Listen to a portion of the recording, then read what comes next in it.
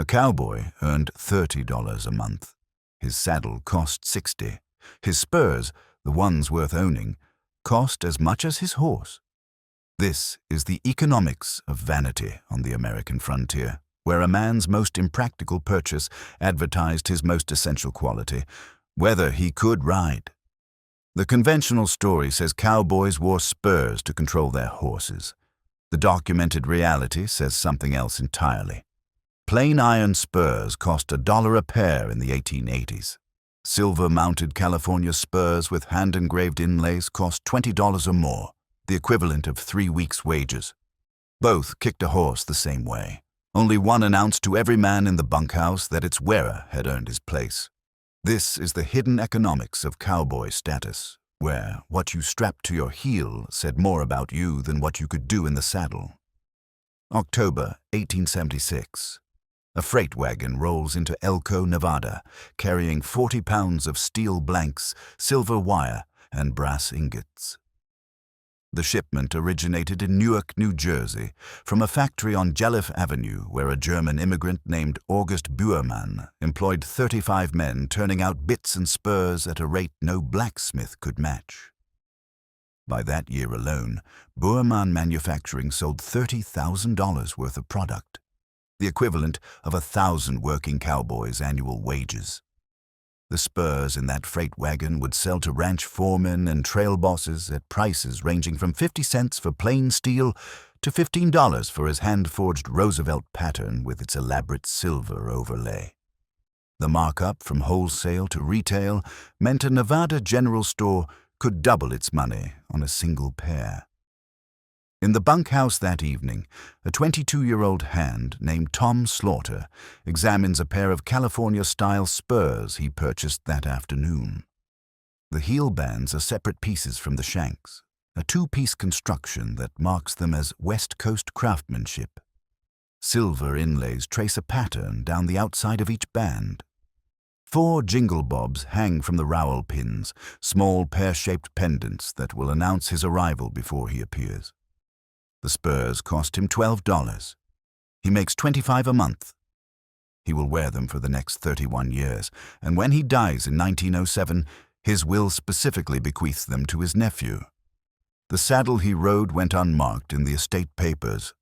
The tradition of decorative spurs did not begin in Texas or Kansas. It began in Spain, crossed the Atlantic with the conquistadors, and evolved for 3 centuries in the hands of Mexican vaqueros before American cowboys ever cinched a saddle. The Espuela Grande of the 1500s featured rowels 6 inches in diameter, wheels of sharpened steel that looked more like instruments of torture than riding equipment. By the time Spanish ranching traditions reached California in the 1760s through the Franciscan missions, the spur had transformed from weapon to art object. The California vaquero rode horses trained for years in methods Anglo cowboys would never master. His equipment reflected that investment. The economics tell the story plainly. A working vaquero in Alta California during the 1830s might earn $15 a month tending mission cattle. His employer, the mission itself or the ranchero who hired him, provided horse, saddle, and basic equipment. But the spurs belonged to the rider. A vaquero who demonstrated exceptional horsemanship received silver-mounted spurs as recognition from the ranch boss. The jingle-bobs that dangled from his rowels served as audible proof of status. According to accounts from the California ranching era, some hands never rode well enough to earn jingle-bobs, while master horsemen might wear them on both boots. You could hear a top hand coming before you saw him. This system migrated north with the cattle industry. When American ranchers began hiring Mexican vaqueros in Texas during the 1840s, they encountered men whose spurs cost more than the horses they rode. The Anglo cowboys who learned the trade adopted the equipment, along with the techniques. By the 1870s, when the great trail drives pushed Texas cattle north to Kansas railheads, the hierarchy of spur quality had become embedded in cowboy culture. A trail boss wore silver, a drag rider wore iron. The numbers illuminate the absurdity. The report of the governor of Wyoming Territory for 1885 documented cowboy wages at $25 to $35 per month. A ranch cook earned the same. A foreman might draw $50. Against these wages, consider the equipment costs. A working saddle ran $30 to $60. Boots cost $12 to $15, a good hat $5 to $10. A Colt revolver, supposedly the cowboy's essential tool, cost $12 to $17. Most working hands never owned one. The ranch supplied weapons when needed. But spurs? Those were personal. Those stayed with a man from job to job, ranch to ranch, season to season. August Buermann understood this market with immigrant precision. Born in Sachsenhausen, Germany, in 1842, he arrived in America in 1863, served in the Civil War with Company B of the 9th New Jersey Infantry, and afterward settled in Newark to work for Alexander Barclay's Saddle Hardware Company. By 1866, he had purchased the business outright. Within a decade, his factory employed over 100 workers and produced the most comprehensive catalog of riding equipment in the nation. 441 spur designs and nearly 500 bit patterns. He sold strictly to wholesalers and jobbers, never directly to cowboys, but his star brand spurs appeared in every general store from Abilene to San Francisco. Buermann's genius lay in offering something for everyone. His plain OK style spurs wholesaled for pennies apiece. A dozen for $1 meant retailers could sell basic iron for 50 cents and still profit. But his Roosevelt pattern, hand-forged steel with silver overlay and engraved heel bands, sold for $10 to $15 at retail.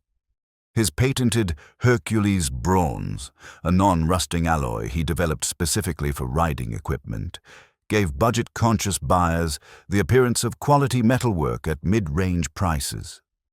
The working cowboy could choose exactly how much of his wages to strap to his boots. The California spur remained the gold standard. Unlike Texas-style spurs, which featured simpler construction and smaller rolls suited to brush country riding, California spurs announced their origins through elaborate craftsmanship. The heel band and shank were forged as separate pieces, then joined, a more expensive and time-consuming method that produced a distinctive appearance. Silver inlays traced geometric or floral patterns. Rowels reached 2 inches in diameter, their points blunted to avoid injuring the horse. And those jingle-bobs, small teardrop-shaped pendants that hung from the rowel pin and produced a musical chiming with every step. The practical function of all this ornamentation was exactly zero. A pair of plain iron spurs worked identically to silver-mounted California show pieces. The rowel, whether 6-pointed or 12-pointed, brass or steel, pressed against the horse's flank and communicated the same message. Blunted points prevented injury regardless of how much the metalwork cost. A cowboy in 50-cent spurs could work cattle as effectively as one wearing $15 art objects. But that missed the point entirely. Cowboys did not buy expensive spurs to work cattle. They bought expensive spurs to prove they could work cattle. The elaboration was the message. G.S. Garcia understood this when he stepped off a train in Elko, Nevada, in the fall of 1893, carrying 2 suitcases filled with spurs, bits, and riatas. Born Guadalupe Garcia in Sonora, Mexico, he had learned saddle-making in San Luis Obispo, California, apprenticing under a master named Arana before opening his own shop in nearby Santa Margarita. Nevada cowmen bought from him by mail order. Eventually, he followed the money north. Within a week of arriving in Elko, he opened G.S. Garcia Harness and Saddlery. Within a year, demand forced him to relocate to a larger building. By 1899, he published a catalog offering his silver-mounted bits and spurs to customers nationwide. Garcia's prices told the story of the market's ceiling. His standard patterns with silver overlay sold for $8 to $12. His show-quality pieces, double-mounted with sterling silver, hand-engraved with custom designs, reached $20 and beyond. For a cowboy earning $30 a month, Garcia's finest spurs represented more than half a month's pay. For a rancher wanting to reward his top hand, they represented exactly the right message. The investment paid dividends in ways that transcended simple vanity. A cowboy's equipment announced his competence to potential employers. When a stranger rode into a ranch looking for work, the foreman assessed him by what he wore. Cheap spurs suggested a man still learning the trade or one who hadn't learned it well enough to afford better. Quality equipment signaled years of successful work, accumulated wages, and employers willing to keep him on. In a profession where hiring happened fast and references traveled by word of mouth, what you strapped to your boots constituted a portable resume. The Texas Handbook of the present day notes that spurs served as a social requirement when dismounted. This peculiar phrasing captures something essential. Cowboys wore their spurs not only while riding, but while walking, while standing, while doing anything that kept them in view of other men. The jingle-jangle announced presence. The silver flashed in saloon lamplight. The elaborate craftsmanship invited inspection. A man's spurs told his story to anyone who cared to look. Consider the mathematics of aspiration. A 20-year-old hand in 1880 earns $25 a month. His employer provides food, lodging, and a string of working horses. He needs to purchase boots, a hat, work clothes, and personal equipment. After expenses, he might save $5 monthly during the working season. In 2 years of steady employment, not guaranteed in an industry defined by seasonal hiring, he could accumulate enough to purchase a pair of Garcia-quality spurs. Most men never reached that point. Most men wore Buermann OK pattern or equivalent. The ones who wore silver had either worked longer, worked better, or inherited equipment from someone who had. The inheritance mattered. Quality spurs lasted generations when properly maintained. Estate inventories from the period show spurs bequeathed by name while saddles went unmarked. A father's working equipment passed to sons not by weight or utility, but by symbolic value. The message, this man rode well enough to wear these, and now they mark you as his heir. By the turn of the century, the open-range cattle industry that created cowboy culture was ending. Barbed wire carved the plains into fenced pastures. Railroads eliminated the need for long drives. Cowboys became ranch employees rather than seasonal hands following the cattle north. But the spur tradition persisted. G.S. Garcia won gold medals at the 1904 St. Louis World's Fair and the 1905 Lewis and Clark Exposition for a saddle so elaborate it incorporated silver, gold, and diamonds. His spur and bitwork maintained the same standards. When he died in 1933, his sons carried the business forward, eventually relocating to Salinas, California. August Buermann had retired decades earlier, handing the company to his son in 1896. The factory continued producing until 1926, when longtime competitor North & Judd purchased the operation, its catalog, and its famous Star brand trademark. By then, the company had manufactured millions of spurs. Some sold for dimes, some sold for dollars. All of them carried the same essential promise. This equipment marks its wearer as someone who understands what riding requires. The jingle-bobs tell the final truth. Those small pendants hanging from the rowel pins served no practical purpose whatsoever. They did not improve contact with the horse. They did not increase control or comfort. They produced a jingling sound when the wearer walked, and that was all. Ranch bosses in California's early ranching days awarded them only to cowboys who had demonstrated exceptional horsemanship. Some hands rode their entire careers without earning the right to that sound. The jingle-bob was, in the most literal sense, a noise signifying nothing but the ability to make it. In 1880, a cowboy made $30 a month. A pair of decorated California spurs cost $20. The saddle beneath him belonged to the ranch. The horse between his legs would be ridden by another man next season. Only the spurs stayed with him, boot to boot, job to job, year to year, the one piece of equipment that announced not what he could afford, but what he had earned. Plain iron worked exactly the same as silver. No self-respecting cowhand would be caught wearing cheap gear. The economics made no sense. A man spending 2/3 of a month's wages on decorative metalwork was not making a rational investment.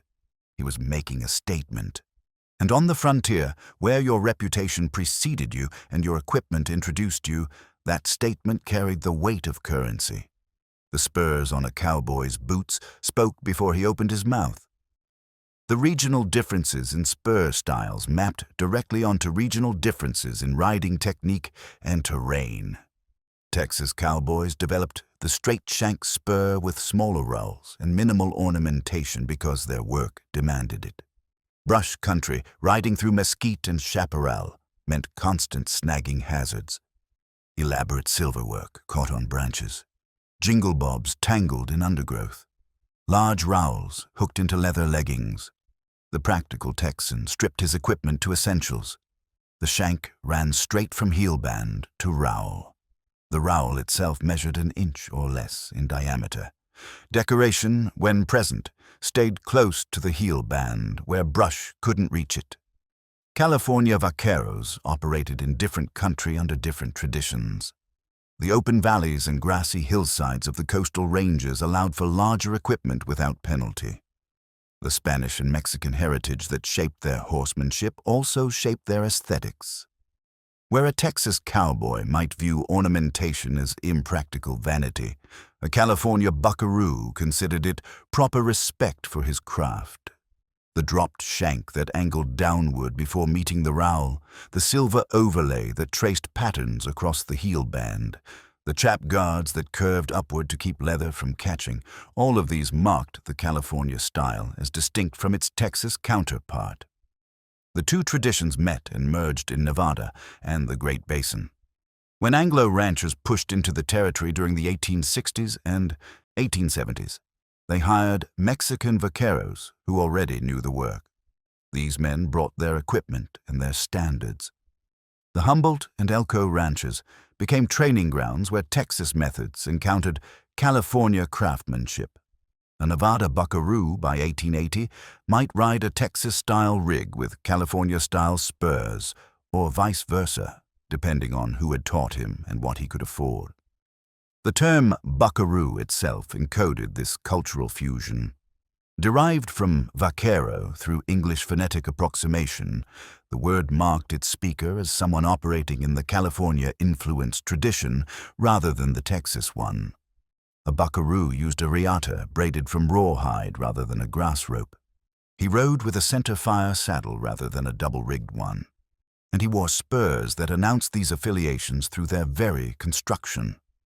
The manufacturing centers that supplied these markets reflected the industry's strange geography. August Buermann operated in Newark, New Jersey, 3,000 miles from the nearest cattle ranch, because Newark was where the metalworking expertise existed. The city's hardware industry, developed to serve eastern markets, possessed the machinery and skilled labor that spur making required. Buermann imported the designs from Western makers, copied successful patterns, and mass-produced equipment that individual blacksmiths could never match in volume or price. By 1876, his factory employed 35 workers and sold $30,000 in merchandise annually. The irony was inescapable.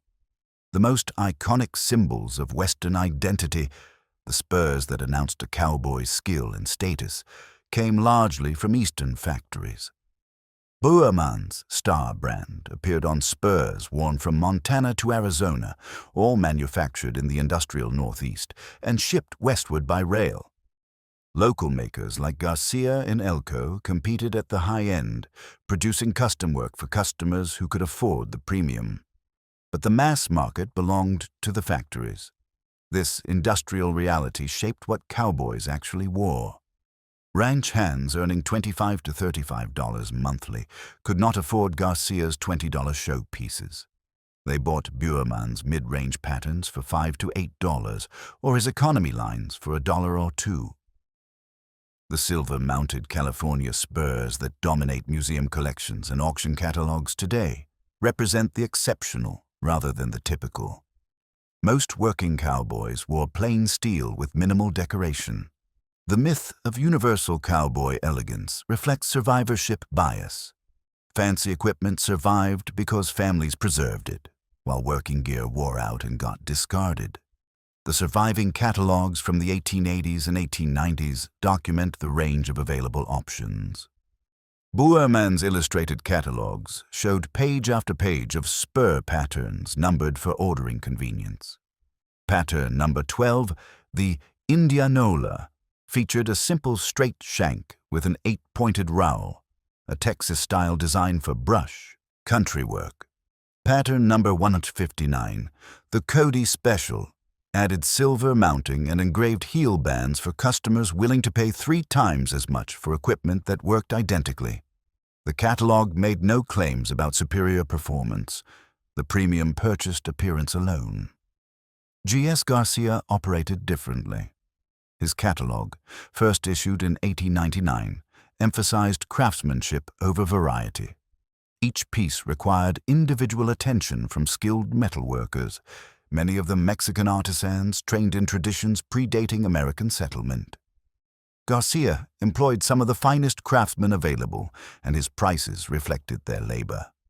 A customer ordering Garcia spurs expected to wait. The finished product carried the maker's mark stamped inside the heel band. G.S. Garcia, Elko Nev. That mark became a credential. Wearing Garcia spurs announced not just wealth, but taste. The marks and stamps on antique spurs tell their own stories. Buermann's star brand, a 5-pointed star with an intertwined A and B, indicated factory production in Newark. His hand-forged steel stamp appeared on mid-range products made with more labor-intensive methods. His Hercules bronze stamp identified pieces made from his patented non-rusting alloy, positioned as a quality option for buyers who wanted durability without silver prices. Garcia's stamps evolved over time. The early pieces showed a backward N in Nev, corrected around 1910 to a standard N, a detail that today helps collectors date their acquisitions. The collector market that emerged in the 20th century priced these distinctions accordingly. Garcia spurs from the Elko period regularly sell for thousands of dollars at auction. Buermann's premium patterns command hundreds. His economy lines, produced by the millions, sell for tens of dollars when they surface at all, most having worn out and been discarded generations ago. The hierarchy of value that existed in 1880 persists in the antique market, reflecting the original economics of status and aspiration. But in 1880 itself, the mathematics worked differently. A cowboy purchasing a pair of $8 spurs was not thinking about resale value or collector interest. He was thinking about what those spurs would say when he walked into a new bunkhouse looking for work. He was thinking about the foreman's glance at his equipment before the first question about experience. He was thinking about the status hierarchy of the ranch and where his boots would place him within it.